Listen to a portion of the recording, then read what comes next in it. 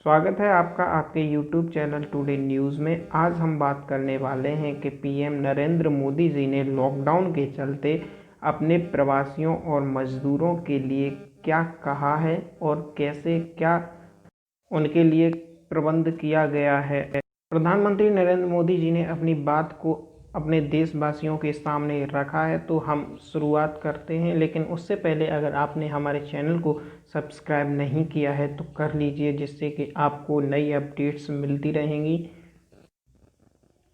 हमारे प्रधानमंत्री नरेंद्र मोदी जी ने बताया है कि कोरोना संकट की सबसे ज़्यादा चोट हमारे गरीब मजदूर और श्रमिकों पर पड़ी है, जिससे कोरोना के साथ जारी जंग के बीच प्रधानमंत्री मोदी आज रेडियो कार्यक्रम पर अपने मन की बात के जरिए देशवासियों को संबोधित करना चाह रहे हैं।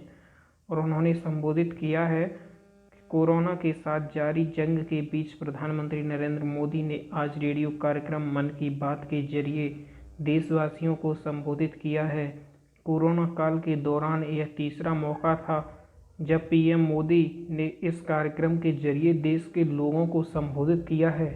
उन्होंने कार्यक्रम की शुरुआत मौजूदा स्थिति को लेकर की थी, लेकिन उन्होंने कहा कि पिछली मन की बात की समय पैसेंजर ट्रेन, बसें, हवाई सेवा बंद थीं। इस बार काफ़ी कुछ खुल चुका है। तमाम सावधानियों के साथ हवाई जहाज़ उड़ने लगे हैं। धीरे धीरे उद्योग भी चलना शुरू हुआ है, यानी अर्थव्यवस्था का एक बड़ा हिस्सा अब चल पड़ा है, खुल गया है। ऐसे में हमें और ज़्यादा सतर्क रहने की आवश्यकता है।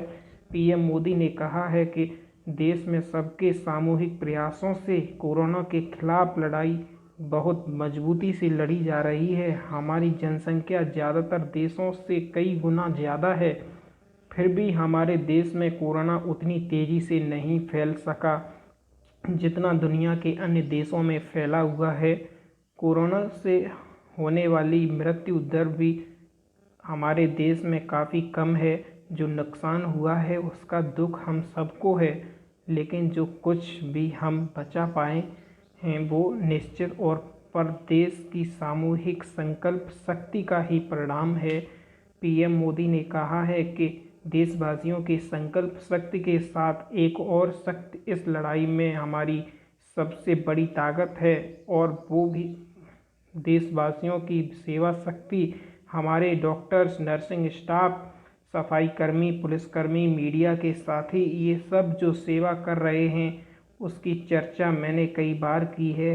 मन की बात में भी मैंने उसका जिक्र किया है। सेवा में अपना सब कुछ समर्पित कर देने वाले लोगों की संख्या अनगिनत है। पीएम मोदी ने कहा कि देश के सभी इलाकों से महिला सेल्फ हेल्प ग्रुप के परिश्रम की भी अनगिनत कहानियां इन दिनों हमारे सामने आ रही हैं।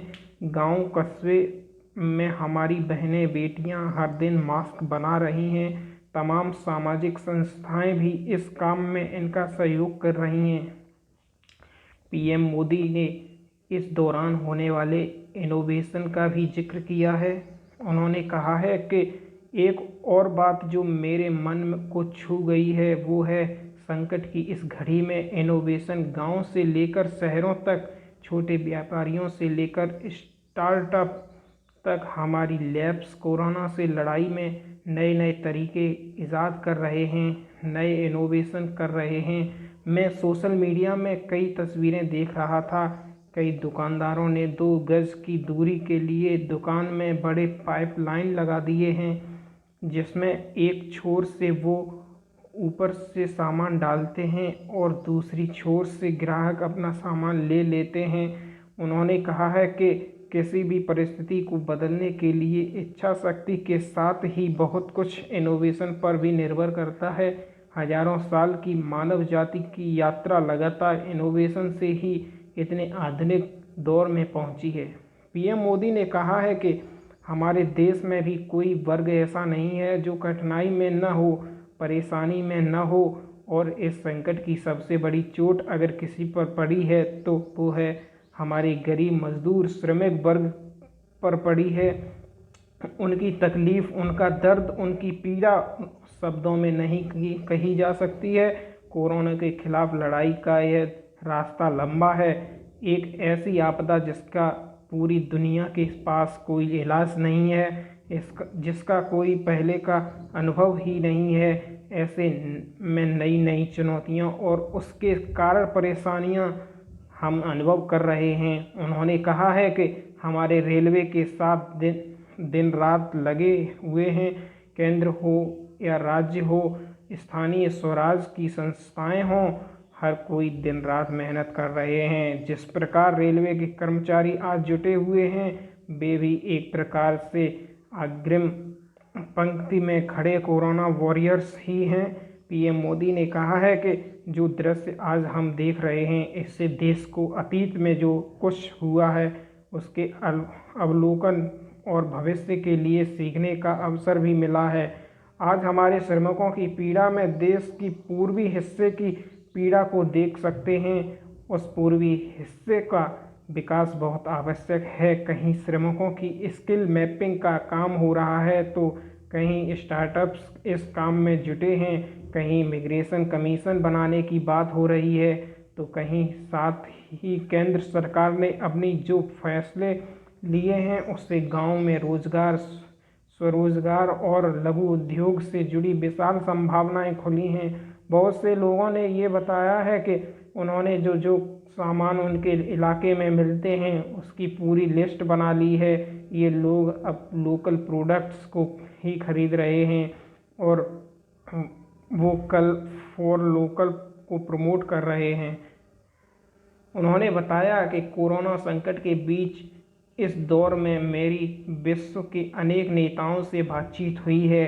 इन दिनों उनकी बहुत ज़्यादा दिलचस्पी योग और आयुर्वेद के संबंध में होती है। हर जगह लोगों ने योग और उसके साथ साथ आयुर्वेद के बारे में और ज़्यादा जानना चाहा है, उसे अपनाना चाहा है।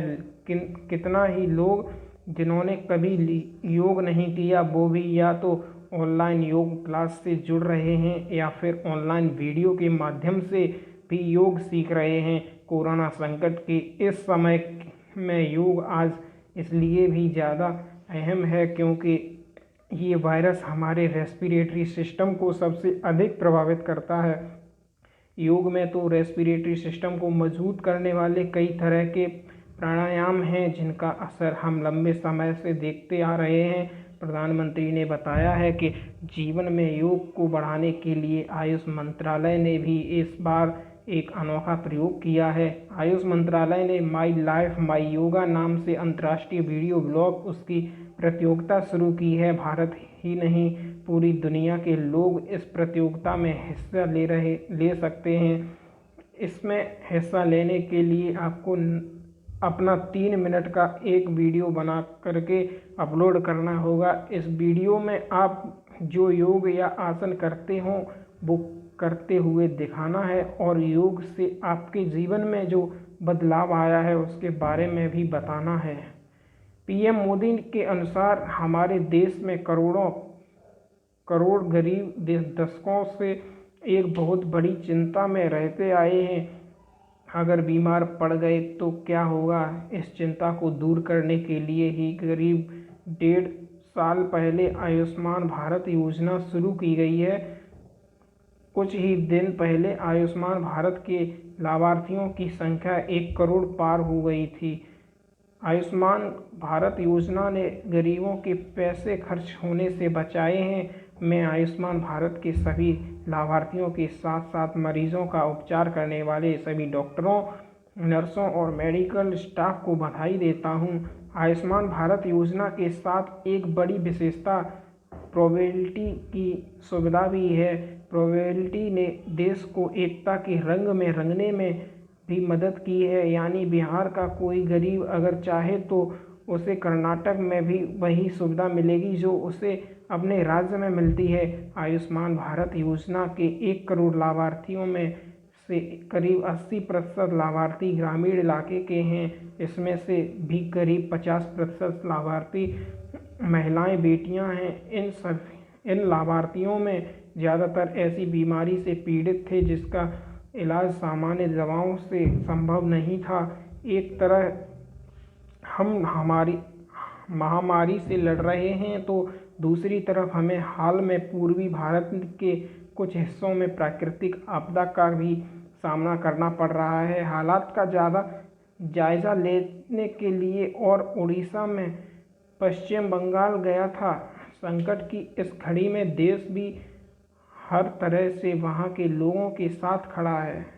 पीएम मोदी ने कहा है कि लॉकडाउन में लोगों को ढील जरूर दे दी है, लेकिन अभी भी सतर्कता की ज़रूरत है। कोरोना वायरस का खतरा कम नहीं हुआ है। 2 गज की दूरी और मास्क आज के लिए जैसे बस इतना ही। नियमों का अगर पालन करना आपको ये हम वीडियो सबकी पसंद आई हो तो जिम्मेदारी लाइक, है। शेयर और सब्सक्राइब ज़रूर करें, जिससे कि आपको नई अपडेट्स मिलती रहेंगी।